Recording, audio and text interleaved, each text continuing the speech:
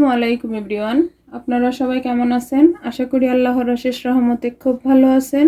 আমিও আলহামদুলিল্লাহ ভালো আছি। তো আজকের রেসিপি ঘরোয়া স্টাইলে ইউনিক একটা পিজা। তো ইউনিক এই পিজাটা বানানোর জন্য প্রথমে তো লাগবে আমার ময়দা। এই যেখানে আমি 1.5 কাপ ময়দা নিয়ে নিছি। এই যে এখন দিয়ে দিব আমি স্বাদ মতো লবণ। এখন এই পর্যায়ে দিব আমি 1 চামচ ইস্ট। এই যে দিয়ে দিলাম, দিয়ে এখন ভালোভাবে এটাকে মিশিয়ে নিব। এখন দিব 2 চামচ তেল, আপনারা চাইলে বাটারও দিতে পারেন। এখন এটাকেও ভালোভাবে একটু মিশিয়ে নিব। আর আজকের এই ঘরোয়া ইউনিক পিজাটা যদি আপনাদের কাছে একটু ভালো লাগে তাহলে আমার চ্যানেলটাকে সাবস্ক্রাইব করবেন, লাইক করবেন, শেয়ার করবেন এবং আমার পাশেই থাকবেন আমার প্রিয় ভাই বোনেরা।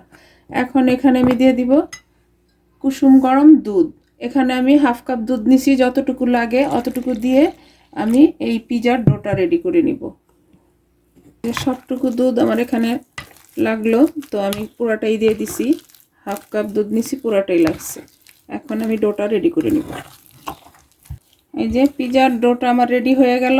এখন এই পর্যায়ে উপর দিয়ে একটু তেল দিয়ে আমি এটাকে 20 মিনিটের জন্য রেস্টে রেখে দিব। এখানে শুধু হাতে একটু তেল নিব, নিয়ে উপর দিয়ে এই যে এটাকে আমি এখন রেস্টে রেখে দিব 20 মিনিটের জন্য। এই যে আমি 20 মিনিট পরে আসলাম, মাশাআল্লাহ আমার পিজার ডোটা অ্যাক্টিভ হয়ে গেছে। দেখেন এই যে আমি আর একটু মেখে নিলাম।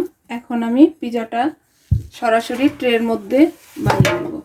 এই যে ওভেনের ট্রেটা নিয়ে নিলাম, এখন আমি এখানে ঢেলে দিব। বিসমিল্লাহির রহমানির রহিম।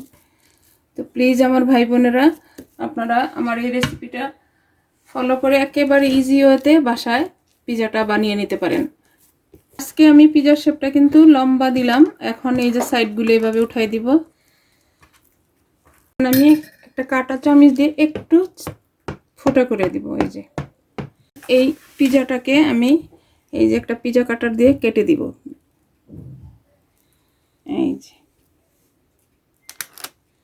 একেবারে অন্যরকম, কিন্তু খেতে অনেক টেস্টি হয়। তো আপনারা অবশ্যই আমার এই রেসিপিটা ফলো করে বাসায় বানিয়ে দেখতে পারেন আজকের এই পিজাটা।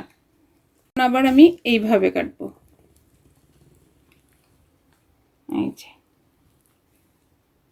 মাশাআল্লাহ মাশাআল্লাহ, দেখতে কিন্তু মাশাআল্লাহ অনেক সুন্দর লাগতেছে।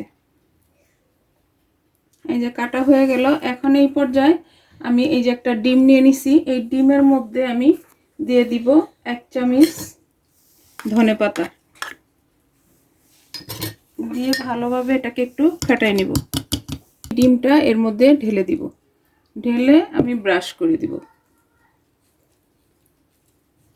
আমি সব দিকটাতেই ব্রাশ করে দিলাম। এখন দিব ঘরোয়া কিছু উপকরণ, সেটা এই যে দেখেন 3 কোয়া রসুনকে একেবারে ক্রাশ করে নিছি, এটা আমি উপর দিয়ে ছিটাই দিব। আমি একটা টমেটো গোল গোল করে কেটে নিছি, আর 4-5টা 2 রকমের অলিভ নিছি, আর 3টা কাঁচামরিচ কুচি করে নিছি। কাঁচামরিচটা যার যার টেস্ট অনুযায়ী দিবেন, যদি ঝাল খান তাহলে দিবেন। আর ছোট সাইজের পেঁয়াজ গোল গোল করে কেটে নিছি। এখন এগুলি সব এইভাবে দিয়ে দিব আমি। এই যে এভাবে অলিভও দিয়ে দিব। এখন এই যে কাঁচামরিচটা এইভাবে একটু দিয়ে দিব।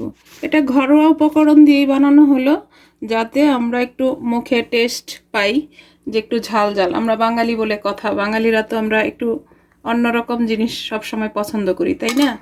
তো প্লিজ আমার ভাই বোনেরা আমাকে অবশ্যই জানাবেন আজকের এই ঘরোয়া উপকরণ দিয়ে ইউনিক পিজাটা কার কার পছন্দ হয়। এই পর্যায়ে দিয়ে দিব আমি মজারেলা চিজ। আর চিজের অ্যামাউন্টও আমি বললাম না, কারণ যার যতটুকু ভালো লাগে দিয়ে নেবেন।